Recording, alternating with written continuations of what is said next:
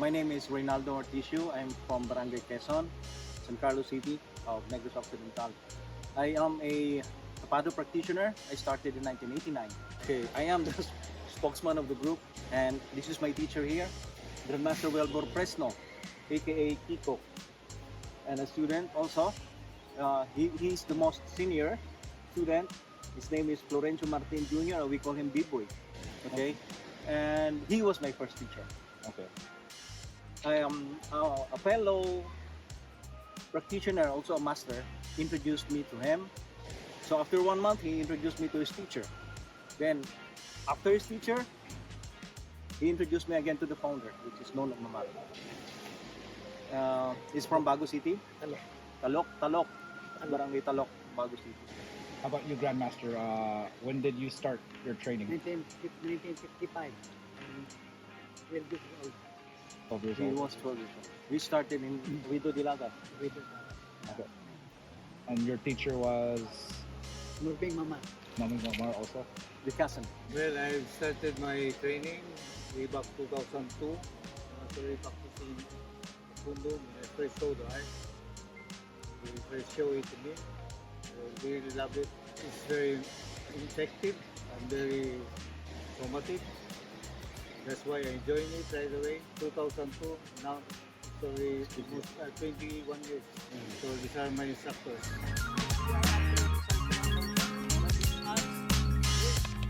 It started in the late 1959. In late 1959, the first strike, which is Centro, came from Piding Abindan. Piding Abindan is from Minuyan, right? He was the one who taught the founder, Nono Mamar, Romeo Nono Mamar, the first strike. After the first strike, Centro, it was Nono Mamar already who continued the practice, continued formulating like the strikes. So that's why he is the founder now, because he's recognized as the father of Tapado actually after that. But he started from Piding Abindan, the first strike. And so he was the one who developed the technique and the art. Because I noticed you have the longer sticks. It's bigger than the army stick. It's longer because we use two hands, like this. Mhm. Okay, it's a 200 grip, and before it was much longer than this. Actually, it was measured like here. Okay. Okay, so but now we shorten it in order to be able to maneuver it more, like the circling movement, because we have circling movement also, the combination styles like we do. So if it's longer, then it will touch the ground, so it could affect your execution, right? So we made it shorter, like until the sternum. So if your height is like this, then it fits you. But if you're like taller, then the stick would be like longer. Okay. More advantage. Here, okay, then here, then I could do something like the one. Or Tapado, okay. Tapado compared to the other martial arts, okay. The length of the stick is 1, and the 200 grip is 1. Plus the principle of one strike, one motion, it's defense offense already. So you don't have to do another one movement for the defense and another movement for the counter.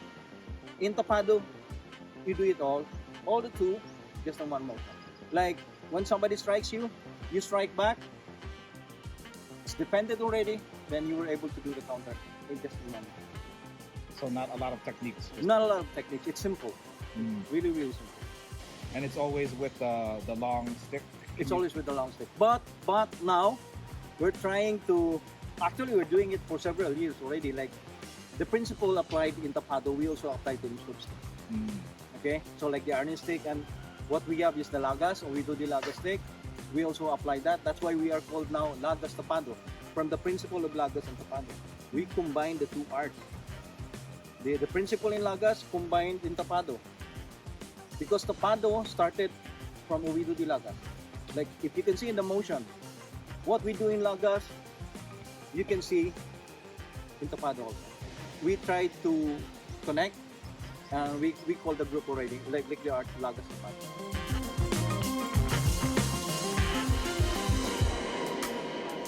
As you can see, there's an octagon. Okay, each side represents one technique. In Tapado, Lagas Tapado, we have 8 techniques. So there's the 8 sides, representing all the 8 techniques. Times 2, per technique, 16 techniques all in all. Okay? So you can see the Negros map. No other provinces can claim that Tapado came from their place. It's an original Negrense art of stick fighting. Founder Nono Mamar is from Negros. Biding Abidan is from Negros. So we symbolize the map of Negros. And if you can see, like here, there's the hand. All the techniques, 2 hands and a stick, techniques applied depended on the grip. So there's twisting, there's turning, it's all here in the hand. So it depends. And here, the colors, blue, red, white, yellow, represent the Filipino flag. So it's FMA. And this is the alibata. The alibata is the ancient handwriting or something like manuscript of the Filipinos. So this is how the old Filipinos write before.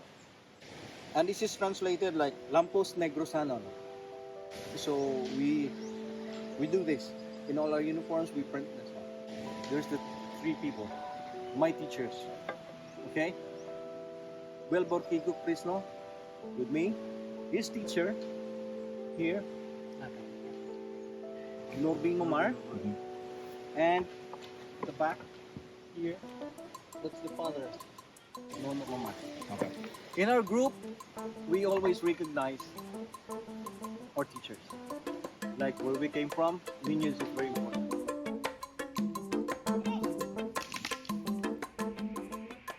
Okay, so their obedience, the students will be disciplined because Tapado is really, you know, like if you learn the first technique on the centro uno, centro dos, goes straight to the head, and it's very dangerous.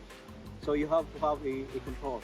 So we screen the students before we teach them. We try to ask if he's in the locality or meaning like he's a local, then we ask people how he behaves, then yeah, okay, the mindset and everything. But that is something that we cannot do with foreigners. But we can sense like if he's a good person or not. For the future, maybe spread the art, propagate the art, but at the same time, taking care of the art that it won't be handed down to people who don't know how to take care of it. As much as possible, we don't want the art to die. Like we're getting old. Grandmaster is getting old. So we are handing them the art to the next generation, but we are making sure that, you know, like they will take care of it. And they will not forget the lineage. They will not forget the people who taught them. That's very important. That's very, very important for us. So maybe if we have the chance, then we would like to spread it worldwide. And when I started in 1989, he had several students already in the mountain. But they were like closet students, meaning like they don't want to go out, they don't want to spread the art. But I gave them the idea, no, we should spread the art. Teach law enforcement institutions like the Barangay Tano that we have here in the Philippines. And we are doing it now in our city already. Because we are accredited in the city and we teach the Barangay Tano, and we call them Public Safety Officers, BPS.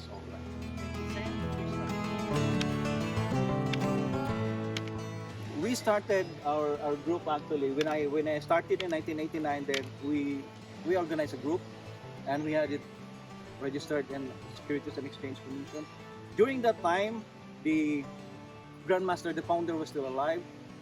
Nobody has ever done that, giving the group, the art, a legal entity, not registering to the Securities and Exchange Commission, because that's very important. So you will have a legal status here in the Philippines. So what I did was, okay, let's propagate the art legally. So we did. and the founder was very happy about that. But when he died, several students of his before organized several groups already and had it registered. That was after his death. We did it before his death, and he was happy about that. And we are glad that we were able to do it while he was still alive.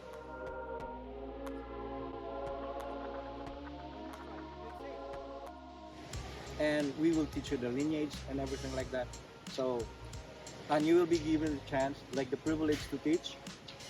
Once we see, like, oh, okay, this will take care of it. So it's not that easy. Like, we don't give permission right away. You learn and you learn.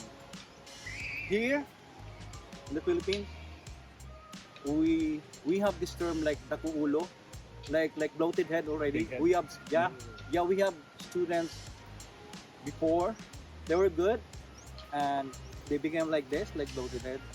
So we expel them. That's not good for the good. So I always tell them like, wait for your time.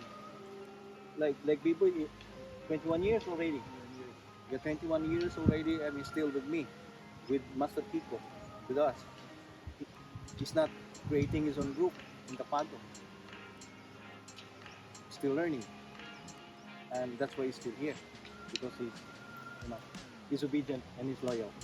But we have several students already who are really, really good and they got expelled because of The their conduct. big ego. So, Their ego. Yeah. And they think like they're good already, or maybe they're the best, so they can create their own group already. So we did, okay, go ahead. And they don't exist anymore. And now they become shy and they are ashamed to come back and train again. yeah, so this is the family. You have It's to- a family, yeah, it is a family. And actually my children call him Lolo, grandfather. Yeah, it's a family already.